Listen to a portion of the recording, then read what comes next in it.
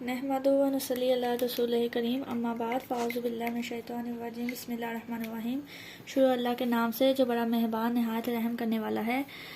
رکوع نمبر 10 سے شروع کرتے ہیں سورہ بقرہ۔ وَلَقَدْ آتَيْنَا مُوسَى الْكِتَابَ وَقَفَّيْنَا مِن بَعْدِهِ بِالرُّسُلِ وَآتَيْنَا عِیسَیٰ ابْنَ مَرْیَمَ الْبَیِّنَاتِ وَأَیَّدْنَاهُ بِروحِ الْقُدُسِ، اور بے شک ہم نے موسیٰ کو کتاب عطا کی۔ کتاب سے مراد توریت ہے۔ توریت مراد ہے جس میں اللہ تعالیٰ نے تمام وعدے کا ذکر کیا گیا ہے۔ سب سے اہم وعدہ اس میں ہر زمانے کے پیغمبروں کی اطاعت کرنا اور ان پہ ایمان لانا اور ان کی تعظیم و توقیر یعنی ان کا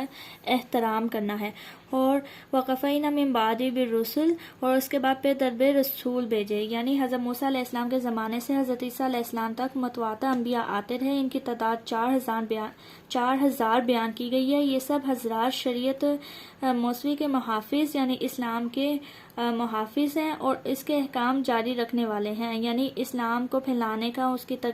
اسلام کی تبلیغ کا سلسلہ جاری رکھنے والے ہیں۔ چونکہ خاتم الانبیاء کے بعد نبوت کسی کو نہیں مل سکتی، اس لیے شریعت محمدیہ کی حفاظت و اشاعت کی خدمت ربانی علماء اور مجددین ملت کو، یعنی اب حضور صلی اللہ علیہ وسلم کے بعد تو کوئی نبی نہیں آئے گا نا، تو حضور صلی اللہ علیہ وسلم کے بعد اسلام کی تبلیغ کا جو سلسلہ ہے وہ علماء پہ سونپا گیا تھا۔ وَآتَيْنَا عِیسَیٰ ابْنَ مَرْیَمَ الْبَیِّنَاتِ وَأَیَّدْنَاهُ بِروحِ الْقُدُسِ، اور ہم نے عیسیٰ بن مریم کو کھلی نشانیاں عطا فرمائی ہیں۔ ان نشانیوں میں حضرت عیسیٰ علیہ السلام کے معجزات مراد ہیں، جیسے وہ مردے کو زندہ کرتے تھے، اندھے اور برس والے کو صحت مند کر دیتے تھے، پرندے پیدا کرتے تھے، غیب کی خبر دیتے تھے۔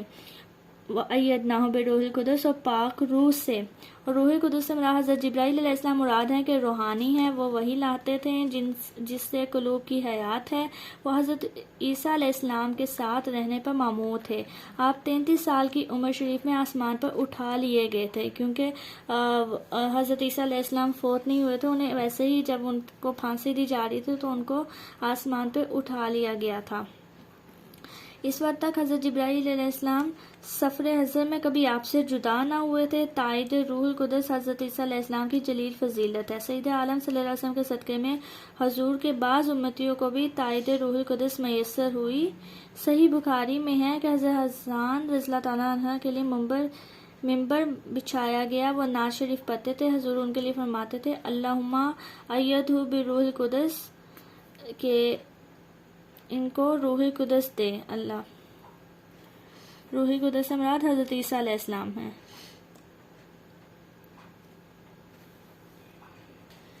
اچھا، اس آیت میں روح القدس سے مراد، پاک روح سے مراد حضرت جبرائیل علیہ السلام ہیں جو روحانی ہیں، جو وحی لاتے تھے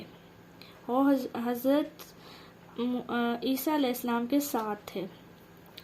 أَفَكُلَّمَا جَاءَكُمْ رَسُولٌ، تو کیا جب تمہارے پاس کوئی رسول آئے بِمَا لَا تَهْوَىٰ أَنفُسُكُمُ اسْتَكْبَرْتُمْ، جو تمہارے نفس کی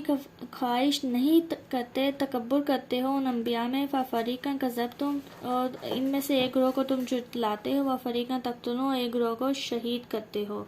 اس میں ہے پھر کبھی اے یہود تمہاری، مطلب کہ پھر بھی اے یہود تمہاری سرکشی میں فرق نہیں آیا۔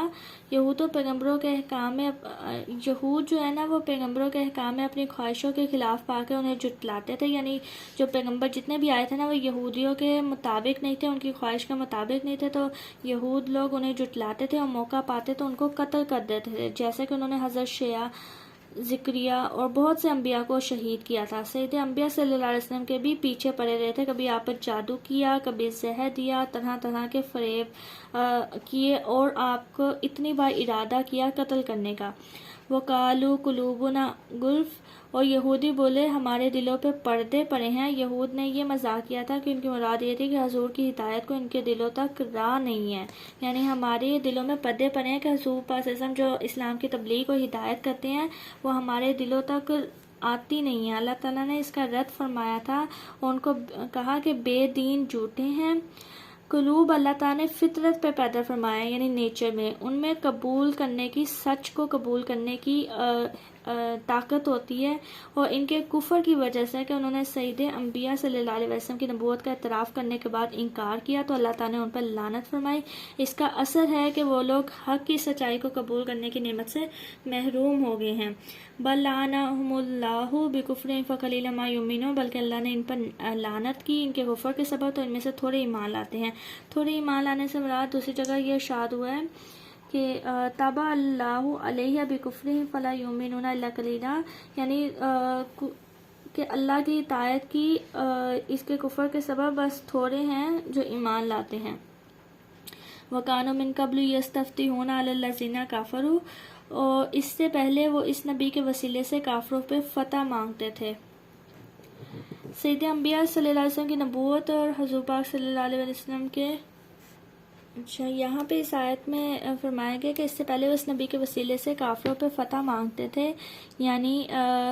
سید انبیاء صلی اللہ علیہ وسلم کی بات ہے تو قرآن کریم کے نزول سے قبل یہود جو ہے نا اپنی ضرورتوں کے لیے حضور پاک صلی اللہ علیہ وسلم کے نام حضور پاک صلی اللہ علیہ وسلم کے پاک نام کے وسیلے سے دعا کرتے تھے اور کامیاب بھی ہوتے تھے، اور اس طرح دعا کرتے تھے اللہم افتح علینا وانصرنا بالنبی الامی، کہ اللہ ہم پر کھول دے نبی امی کے صدقے میں ہم پر فتح اور کامیابی عطا فرما۔ اس سے معلوم ہوا ہے کہ حق کے وسیلے سے، یعنی حضور پاک صلی اللہ علیہ وسلم کے نام کے وسیلے سے، پاک نام کے وسیلے سے دعا قبول ہوتی ہے، اور یہ بھی معلوم ہوا ہے کہ حضور سے قبل جہاں میں حضور پاک صلی اللہ علیہ وسلم کی تشریف آوری کا شہرہ تھا، یعنی ان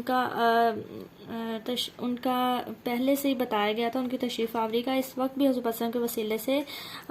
اللہ تعالیٰ جو ہے ان کی حاجت روائی کرتے تھے، ان کی ضروریات پوری کرتے تھے۔ اس سے پہلے وہ اس نبی کے وسیلے سے کافروں پہ فتح مانگتے تھے۔ فَلَمَّا جَاءَهُم مَا عَرَفُوا كَفَرُوا بِهِ،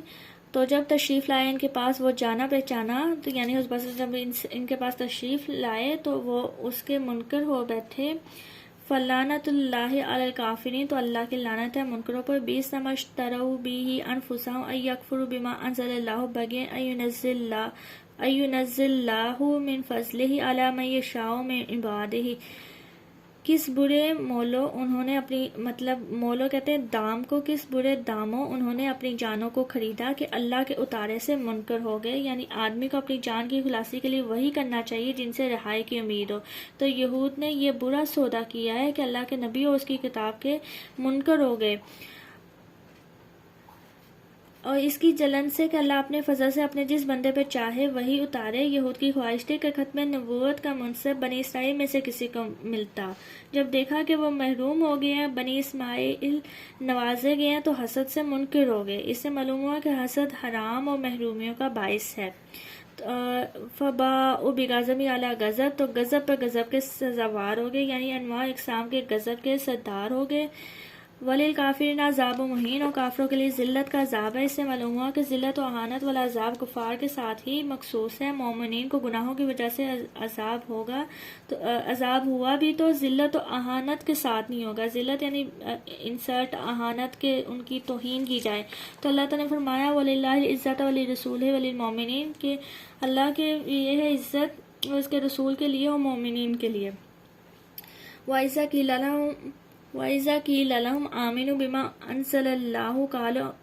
قَالُوا نُؤْمِنُ بِمَا أُنزِلَ عَلَيْنَا وَيَكْفُرُونَ بِمَا وَرَاءَهُ، اور جب ان سے کہا جائے کہ اللہ کے اتارے پہ ایمان لاؤ، یعنی قرآن پاک اور تمام وہ کتابیں اور صحائف جو اللہ تعالیٰ نے نازل فرمائے، یعنی سب پر ایمان لاؤ، تو کہتے ہیں وہ جو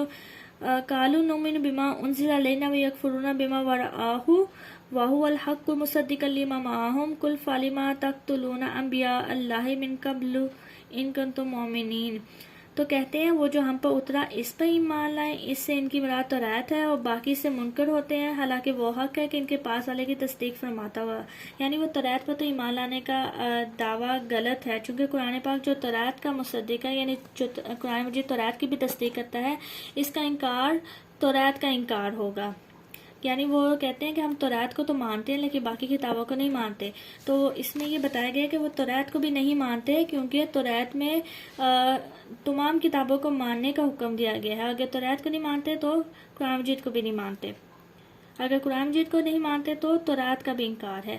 تم فرماؤ کہ بھی اگلے انبیاء کو کیوں شہید کرتے ہو؟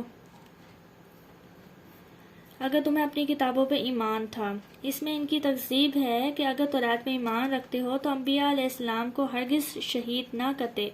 وَلَقَدْ جَاءَكُم مُوسَىٰ بِالْبَيِّنَاتِ ثُمَّ اتَّخَذْتُمُ الْعِجْلَ، اور بے شک تمہارے پاس موسیٰ کھلی نشانیاں لے کر تشریف لائے، پھر تم نے اس کے بعد اجلا میں بعد وانتم ظالمون، تو اس کے بعد تم نے بچڑے کو معبود بنا لیا اور تم ظالم تھے۔ حضرت موسیٰ علیہ السلام کوہ طور پر تشریف لے جانے کے بعد جب تورات کے لیے وعدہ کیا گیا تو ان کے پیچھے انہوں نے بچڑے کو معبود بنا لیا تھا اور وہ ظالم تھے۔ اس میں بھی ان کی تکذیب یہ ہے کہ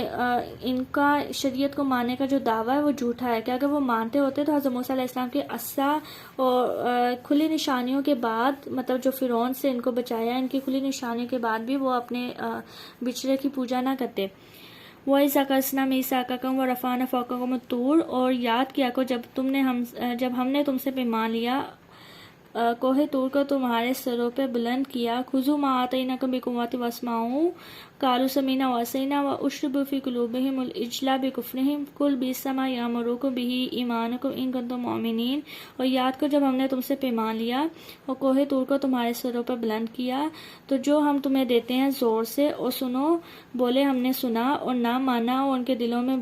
بچڑا جو ہے وہ بس رہا ہے ان کے کفر کے سبب۔ تم فرما دو کیا برا حکم دیتا ہے تم کو تمہارے ایمان، اگر ایمان رکھتے ہو۔ تو رات کے کام پہ عمل کرنے کا یہاں پہ کہا ہے، جب ہم نے تم سے وعدہ لیا یعنی تورات پہ عمل کرنے کا، اور اس پر بھی ان کے دعوے ایمان کی تکذیب ہے کہ یہود کا ایک وعدہ تھا کہ جنت خاص انہی کے لیے ہے، تو انہوں نے تو قرآن مجید میں اس کا رد فرما دیا گیا کہ اگر تمہارے ذہن میں جنت جو ہے وہ تمہارے لیے خاص ہے اور آخرت کی طرف سے تمہیں اطمینان ہے، اعمال کی حاجت نہیں ہے، تو جنتی نعمتوں کے مقابلے میں دنیوی مصائب کو کیوں برداشت کرتے ہو؟ موت کی تمنا کرو، مطلب کہ دنیا کو کیوں فوقیت دیتے ہو اگر تمہارے لیے ہے کہ جنت صرف ہمارے لیے ہے؟ تو تمہارے دعوے کی بنا پر تمہارے لیے باعث سے راحت، اگر تم نے موت کی تمنا نہ کی تو یہ تمہارے کذب کی دلیل ہوگی۔ حدیث شریف میں یہ بھی ہے کہ اگر وہ موت کی تمنا کرتے تو سب ہلاک ہو جاتے اور روئے زمین پر کوئی یہود باقی نہ رہتا۔ یہ اگلی آیت میں بتائے گا، قُلْ إِنْ كَانَ لَكُمُ الدَّارُ الْآخِرَةُ، تم فرماؤ اگر پچھلا گھر عند اللہ خالصۃ من دون الناس فتمنوا الموت ان کنتم صادقین، تم فرماؤ اگر پچھلا گھر اللہ کے نزدیک خالص تمہارے لیے ہے نہ اوروں کے لیے، تو بھلا موت کی آرزو کرو تو اگر سوچے ہو، تو ہرگز کبھی اس کی آرزو نہ کریں گے۔ اس کی تفسیر یہ ہے کہ اگر یہ لوگ دنیا کو فوقیت نہیں دیتے تو موت کی آرزو کریں، اور اگر وہ کر بھی دیتے تو اللہ تعالیٰ واقعی ان کو ہلاک کر دیتا اور روئے زمین پہ کوئی باقی نہ رہتا، اور وہ ہرگز کبھی اس کی آرزو نہیں کرتے۔ یہ غیب کی خبر اور معجزہ ہے کہ یہود جو ہے نہایت شدت اور ضد مخالفت کے بھی تمنائے موت کا لفظ کبھی بھی زبان پر نہیں لا سکیں گے۔ وَلَن يَتَمَنَّوْهُ أَبَدًا بِمَا قَدَّمَتْ أَيْدِيهِمْ وَاللَّهُ عَلِيمٌ بِالظَّالِمِينَ، ان بد اعمالیوں کے سبب جو آگے کر چکے ہیں اللہ خوب جانتا ہے ظالموں کو، جیسے نبی اور قرآن کے ساتھ کفر اور تورات کی تحریف وغیرہ، مسئلہ موت کی محبت اور پروردگار کا شوق اللہ کے مقبول بندوں کا طریقہ ہے۔ اچھا، یہاں پہ یہ بتایا کہ موت کی تمنا کرنا نا اللہ کے جو مقبول بندے ہیں نا یہ ان کا طریقہ ہے۔ حضرت عمر رضی اللہ تعالیٰ عنہ ہر نماز کے بعد دعا فرماتے تھے، اللہم ارزقنی شہادت فی سبیلک وفاتم بی بلدی رسولک، یا رب مجھے اپنی راہ میں شہادت اور اپنے رسول کے شہر میں وفات نصیب فرما۔ تمام صحابہ اور بالخصوص شہدائے جو بدر و احد کے تھے اور بیعت رضوان موت فی سبیل اللہ کی محبت رکھتے تھے۔ حضرت سعد بن ابی وقاص رضی اللہ عنہ نے لشکر کفار کے سردار استم بن فرقزاد کے پاس جو خط بھیجا تھا اس میں بھی تحریر فرما تھا، جس کا ترجمہ یہ ہے کہ میرے ساتھ ایسی قوم ہے جو موت کو اتنا محبوب رکھتی ہے جتنا اجمی شراب کو۔ اس میں لطیف اشارہ یہ ہے کہ شراب کی ناقص مستی کو محبت دنیا کے دیوانے پسند کرتے ہیں، اور اہل اللہ موت کو محبوب حقیقی کے وصال کا ذریعہ سمجھ کے محبوب جانتے ہیں۔ اہل ایمان آخرت کی، اب یہاں پہ بتایا کہ اہل ایمان جو ہے وہ آخرت کی رغبت رکھتے ہیں، اگر لمبی زندگی کی تمنا بھی کریں تو وہ اس لیے کرتے ہیں کہ نیکیاں کرنے کے لیے کچھ اور عرصہ مل جائے جس سے آخرت کے لیے ذخیرہ کر سکے، اور جو بھی گزشتہ ایام میں گناہ ہو گیا ان سے توبہ استغفار کر سکے۔ صحاح کی حدیث میں ہے کہ کوئی دنیوی مصیبت سے پریشان ہو کے موت کی تمنا نہ کرے، در حقیقت دنیا کے حادثوں سے تنگ آ کر بھی موت کی دعا کرنا صبر و رضا تسلیم کے یقین کے خلاف اور ناجائز ہے۔ سمری یہ کہ دنیا کی مصیبتوں پر صبر کرنا چاہیے، ان سے تنگ آ کے موت کی تمنا نہیں کرنی چاہیے، یہ کفر ہے۔ لیکن جو اللہ کے نیک لوگ ہوتے ہیں وہ ویسے موت کی تمنا کرتے ہیں کہ خدا سے ملیں گے، اور اگر لمبی زندگی کی تمنا کریں بھی تو اس لیے کرتے ہیں کہ ہمیں نیکی کرنے کا کچھ ٹائم مل جائے گا۔ اور ان بداعمالیوں کے سبب جو آگے کر چکے ہیں اللہ خوب جانتا ہے ظالموں کو۔ وَلَا تَجِدَنَّهُمْ أَحْرَصَ النَّاسِ عَلَى حَيَاةٍ، اور بے شک تم ضرور انہیں پاؤ گے سب لوگوں کے زیادہ جینے کی ہوس رکھتے ہیں۔ وَمِنَ الَّذِينَ أَشْرَكُوا، اور مشرکوں میں سے ہر ایک کو تمنا يَوَدُّ أَحَدُهُمْ لَوْ يُعَمَّرُ أَلْفَ سَنَةٍ، کہ ہر ایک کو مشرکوں میں سے ہر ایک کو تمنا ہے کہ 1000 برس جئیں۔ وَمَا هُوَ بِمُزَحْزِحِهِ مِنَ الْعَذَابِ أَن يُعَمَّرَ، اور وہ اسے عذاب سے دور نہ کرے گا اتنی عمر دیا جانا۔ وَاللَّهُ بَصِيرٌ بِمَا يَعْمَلُونَ، اللہ ان کے اعمالوں کو دیکھ رہا ہے۔ یہاں پہ اللہ تعالیٰ کہہ رہے ہیں مشرکین کا ایک گروہ یہ تھا کہ آپس میں سلام کے موقع پہ کہتے تھے کہ 1000 برس جیو، یعنی اس کا مطلب یہ کہ مجوسی مشرک 1000 برس جینے کی تمنا رکھتے تھے۔ یہودی ان سے بھی بڑھ گئے، انہیں اتنا لالچ تھا زندگی جینے کا سب سے زیادہ تھا۔ تو اللہ تعالیٰ یہاں پہ کہہ رہے ہیں کہ اتنی لمبی عمر دینا بھی ان کے عذاب کو دور نہیں کرے گا، اللہ ان کے اعمال کو دیکھ رہا ہے۔ صدق اللہ العظیم۔